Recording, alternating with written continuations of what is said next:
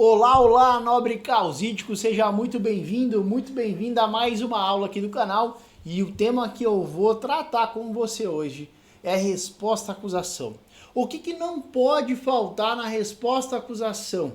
O que você precisa observar e alguns detalhes práticos e técnicos muito importantes. Vou passar ponto a ponto na resposta à acusação, o que você não pode esquecer de colocar, tá bom? Fica aqui comigo até o final que eu vou mostrar item por item. Esse é o tema que nós vamos falar na aula de hoje. Para você que está aqui pela primeira vez, deixa eu me apresentar. Meu nome é Mário Guarnieri, sou advogado criminalista, atuo na área há 13 anos e tenho este objetivo aqui, com esse canal, de distribuir, de compartilhar conhecimento prático para que advogados tenham esse conhecimento na área prática da área criminal. Eu sei que é muito difícil, às vezes você não fez o estágio, não advogou, ou mesmo que já tenha atuado, não adquiriu aquela experiência necessária para pegar um caso e saber exatamente o que você deve fazer. Então aqui eu compartilho direto do campo de batalha, direto dos meus casos na advocacia e outros que eu estudo, conhecimento prático, para você advogar com total segurança na área criminal, fazendo o que precisa ser feito. Tá vendo aqui, ó, advogado de elite? Você pode ser um advogado de elite. Quem são os advogados de elite? Eu os comparo àqueles atiradores de elite, que são precisos, que são certeiros, por isso é que é a mira. Tá? Então, os atiradores de elite, apesar de estarem distantes, eles são precisos, milimetricamente certeiros nos disparos. E eu quero que você seja um advogado de elite também, que saiba exatamente o que fazer no momento adequado para que você seja cirúrgico, tenha o melhor resultado possível e a sua advocacia possa explodir, você se torne uma referência. Mas para que você se torne uma referência, você tem que começar a ter bons resultados na sua advocacia. E você pode chegar nesse nível sabendo e tendo conhecimento prático e técnico. É isso que eu vou repassar aqui para você, tá? Eu sou mentor na Academia Criminalistas de Elite. Essa academia é a minha comunidade. Você pode fazer parte, ser membro dessa comunidade no WhatsApp. Lá você tem acesso a outros membros e no momento em que você tiver uma dúvida dentro da área criminal, você pode colocar dentro dessa comunidade. Ou eu, ou um colega mais experiente vai imediatamente te responder. E ali nós temos uma troca. Pode ser que você não esteja advogando, pode ser que você não tenha processo algum, mas você vai ver a dúvida do colega, que vai ser interessante falar, é verdade, como é que eu resolvo isso? Alguém vai propor a solução e você, putz, eu sei fazer.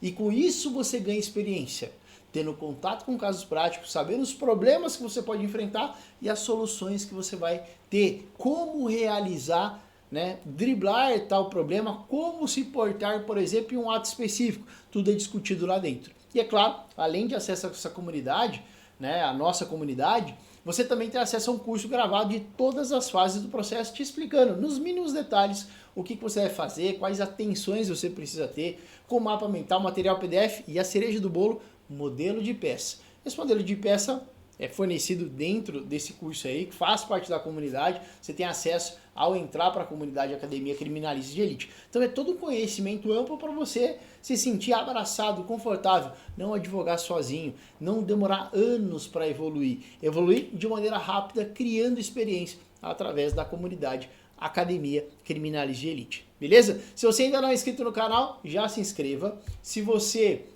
não me segue nas outras redes sociais, principalmente Instagram, já me segue agora. Lá no Instagram eu compartilho minha vida aqui na advocacia, os casos que eu peguei, as discussões jurídicas que eu vou tendo, casos que eu chego até o STJ, HC, enfim, os bastidores da minha advocacia e do meu dia a dia, eu coloco lá no Instagram, nos stories. Então me acompanha lá também, é bem interessante, eu compartilho às vezes dicas, pode ser um insight para você ir na sua advocacia aí, para você aplicar e melhorar. Então já me segue também nas outras redes sociais, tá bom? Resposta à acusação, o que você deve fazer? Antes de começar, roda a vinheta.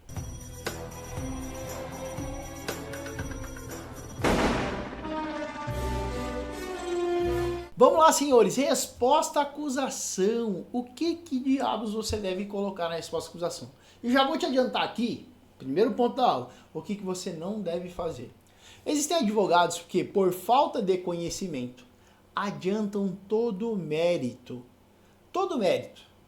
O mérito da questão, se seu cliente é acusado ou não, se ele deve ser condenado ou não, se deve ser aplicado, por exemplo, tráfico privilegiado. Na resposta à acusação não é o momento de discutir isso. Não é o momento. E eu vou te contar um segredo da prática. 99,9% das RAs, respostas à acusação, são negadas, são indeferidas. Professor, mas se são indeferidas, por que eu preciso saber o que eu vou pôr por algumas pegadinhas que podem acontecer na prática dentro da área criminal? Agora, vamos lá. Primeiro, professor, o que eu devo alegar na minha RA? Tá aqui, ó. O artigo 396A do Código de Processo Penal já determina o que você deve falar na resposta à acusação. E o que é? São só preliminares. Olha lá o que diz o 396A. Na resposta, o acusado poderá arguir preliminares e alegar tudo que interessa à sua defesa. Então, só preliminares. Questões de mérito não podem ser analisadas e tratadas ali. E aqui vai uma dica prática, tá? Você só vai trabalhar também preliminar que for forte, que tenha o condão de mudar o rumo do processo, que você possa minar a acusação e tentar o trancamento da ação penal. Caso contrário, não adianta você ficar adiantando a linha defensiva que a defesa vai seguir, porque você sabe que a RA ela vai ser indeferida. E se você vem com uma tese fraca, que não dá nem para subir com o HC para discutir ela para fim de trancar a ação, não adianta. É melhor você se reservar, ficar quieto, né? E aí apresenta aquela resposta à acusação genérica. Professor, não identifiquei nenhuma tese, o que eu faço? Coloca lá na resposta à acusação, você vai fazer ela numa folha só, colocar todo aquele padrão, né? Fulano de tal, já qualificado por meio do seu advogado, vem, apresente Vossa Excelência, apresentar a resposta à acusação com base nos fundamentos que seguem, aí embaixo. Neste momento, não há preliminares a serem arguidas e a defesa se manifestará sobre o mérito em momento oportuno. Desde já, arrola como testemunhas as pessoas abaixo indicadas ou as mesmas que o Ministério Público e as pessoas abaixo indicadas, aí você vai rolar testemunho. Vou falar também mais adiante da testemunha.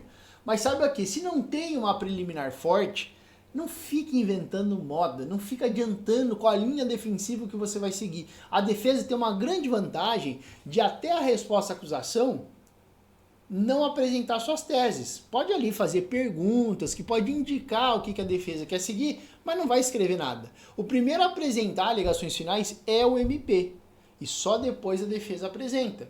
Então a defesa tem a prerrogativa de falar por último.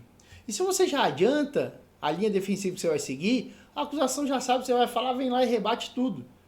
E você perde essa vantagem na defesa. Então é importante que você só traga discussões que podem surgir, né, fazer surgir uma tese defensiva importante para o seu cliente. Caso contrário, resposta à acusação genérica fica por isso mesmo.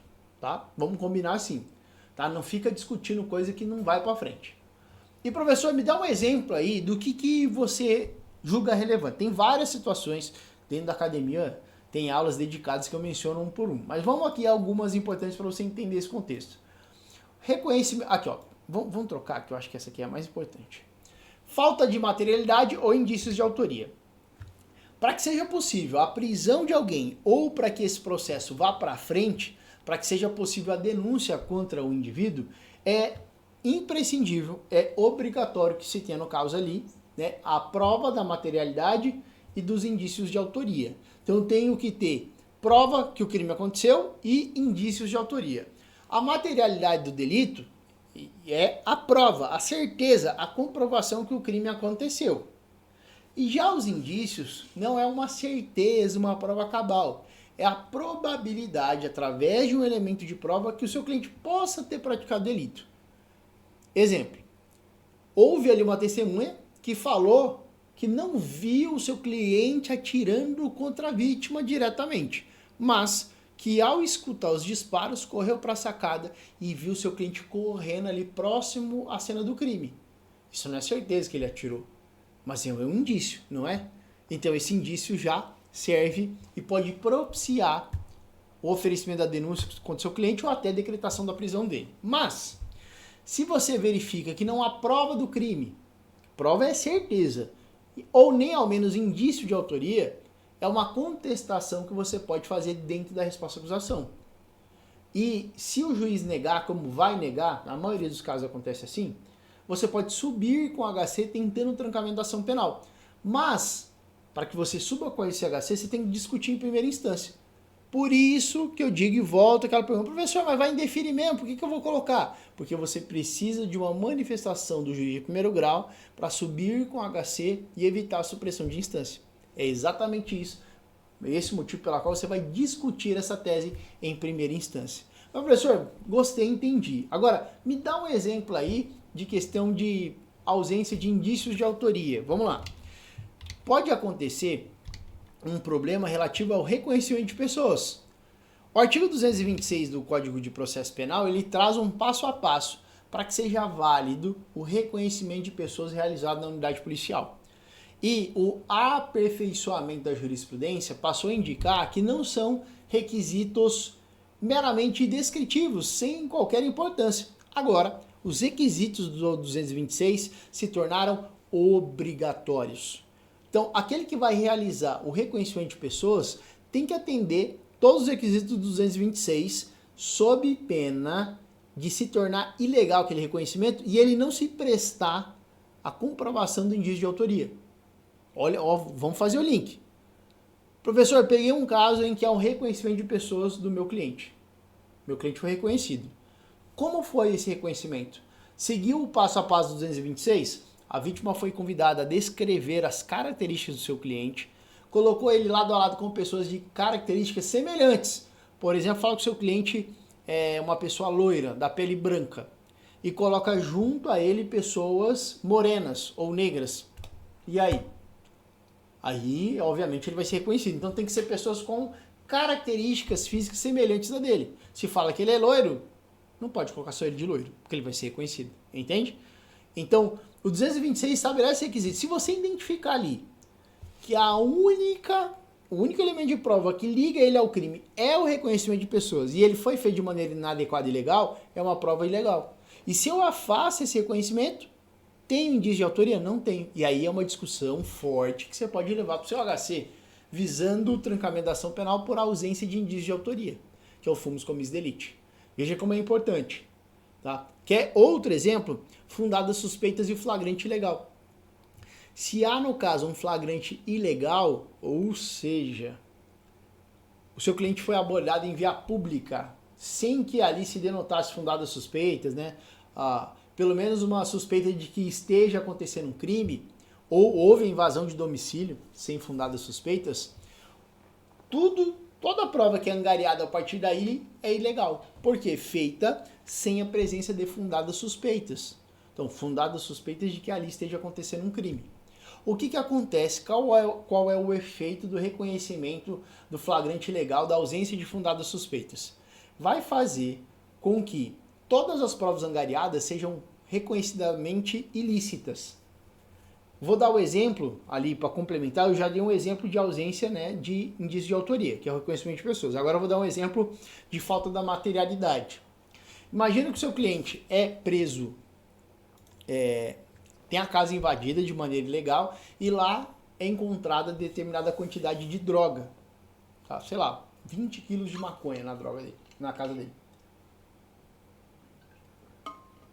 Veja que, sendo encontrada essa droga, ele vai responder por tráfico.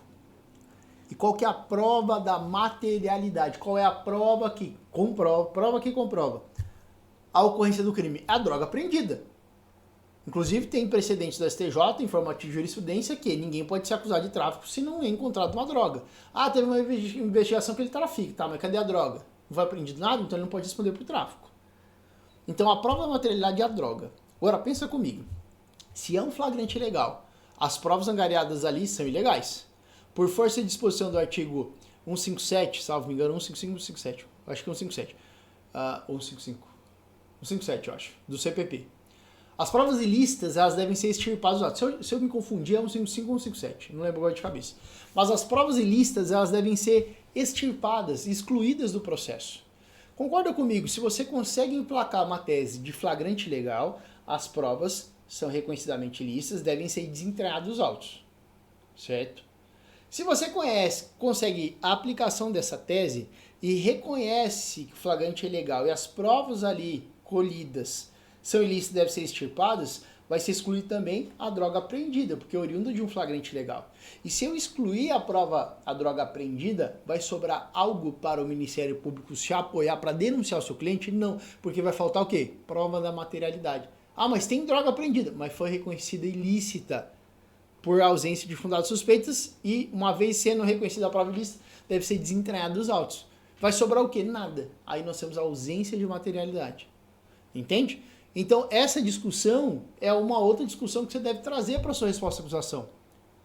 Porque pode ser o caso de um flagrante legal você derrubar as provas produzidas e conseguir ali aplicar uma tese defensiva importante.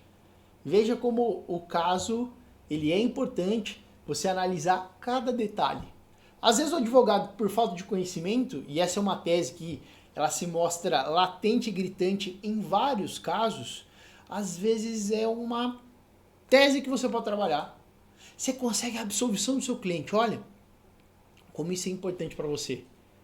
Como você cresce a sua imagem, o seu nome ao conseguir o arquivamento precoce, o sepultamento desse processo de maneira ali preliminar já, em sede de RA e depois um HC. Sua imagem vai lá pro céu, o doutor conseguiu o trancamento da ação, nem respondi por nada. Com certeza mais clientes vão chegar a você e aí é o momento de faturar, ganhar honorário. Só que para isso você precisa passar por essas fases iniciais, de saber exatamente o que fazer. E aproveitar teses como essa, que às vezes se apresentam para você e para vários advogados, que por falta de conhecimento prático, às vezes não estuda, às vezes não está numa comunidade para ensinar isso, acaba deixando a oportunidade passar. Quantas vezes eu já não peguei caso que eu resolvi assim, ó, o advogado anterior fez tudo, conseguiu tudo, quase tudo. Na hora do vamos ver da finalização, não conseguiu, veio para mim, ele já fez o pior trabalho, é só o complemento que eu sei para onde ir dali. Aí eu consigo o resultado, quem que é a imagem que vai ficar grande, que vão recomendar, eu ou ele? Eu. Porque ele chegou até um ponto, fez o pior trabalho, né, lá no início, mais árduo, mas dali não sabia para onde ir. E eu sabia, eu vou conseguir o resultado, a minha imagem vai propagar, não a dele. A dele vai ficar como advogado que não sabia o que fazer. Então entende como a prática é importante se você quer faturar dentro da advocacia? Porque o que vai te posicionar como bom advogado são os seus resultados, não fotinha no Instagram. É claro, tem um outro lado também, pessoal, que eu falo, dentro da comunidade, inclusive tem uma aula dedicada para você trabalhar a sua imagem, que é você trabalhar, tá sempre bem vestido e tal. Mas estar bem vestido, falar bem, fechar contratos, isso por si só não garante. Você tem que apresentar também, depois de conseguir encantar o seu cliente, fazer ele fechar com você, apresentar um bom trabalho também, né? Então, é muito importante ficar atento a esses pormenores. Então, dentro da RA, só alegar uma tese forte. Não vem com discussão sem pé, sem cabeça, com tese fraquinha, não vai adiantar. Discuta algo que possa, de fato, movimentar o processo, mudar o rumo dele. Se esse não for o caso, larga a mão, não fica discutindo coisa nada a ver, tá? Então, essas são teses que você pode apresentar. E, por último, aqui na nossa aula, falar das testemunhas também, tá?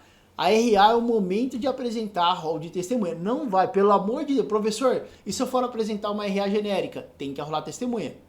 Fala que não há teses preliminares para apresentar naquele momento, que vai manifestar sob método no momento oportuno, mas não esquece do rol de testemunha, pelo amor de Deus. O rol de testemunha é sempre apresentado na RA, não depois.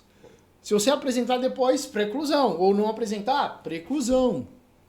Então, sempre é o momento, independente se vai apresentar tese ou não, tem que arrolar testemunha, se você tiver. Professor, e se eu não tenho nenhuma testemunha? Sempre quando não tiver nenhuma testemunha para rolar, arrola as mesmas do Ministério Público. Por quê? Lá na frente, se surgir uma testemunha, como você tem um rol ali, que são 3 ou 4, ou todas, né? Eu não sei quantos o MP pode arrolar no seu caso. Mas você pega ali várias outras testemunhas arroladas, você pode substituir elas. Agora, quando você não arrola ninguém, não dá para substituir ninguém por alguém, entende?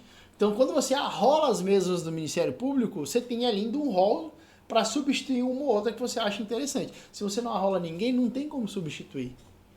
Entende? Então, arrolar testemunhas é o momento, sob pena de preclusão, se não tiver ninguém, no mínimo, as mesmas do Ministério Público. Para que você tenha um rolzinho ali, se precisar substituir, você tem ali um rol que você vai substituir. E é assim que você deve tocar a sua resposta à acusação.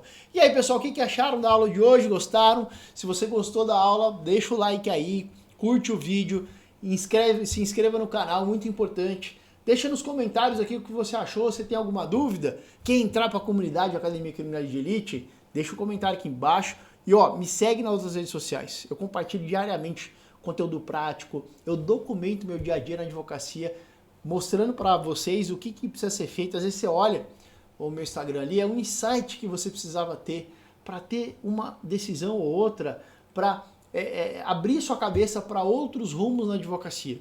Então me segue lá no Instagram também, dá essa força aí, deixa o like, compartilha esse vídeo também. Se não é inscrito no canal, se inscreve. Aqui abaixo está todos os outros links das redes sociais onde eu estou presente. Então vai ali, clica ali. A hora que você clicar, automaticamente vai ser redirecionado para minhas outras redes sociais. Então não deixa de estar presente também nas outras redes, tá bom? Grande abraço, vou ficar por aqui, fiquem com Deus e até a nossa próxima aula.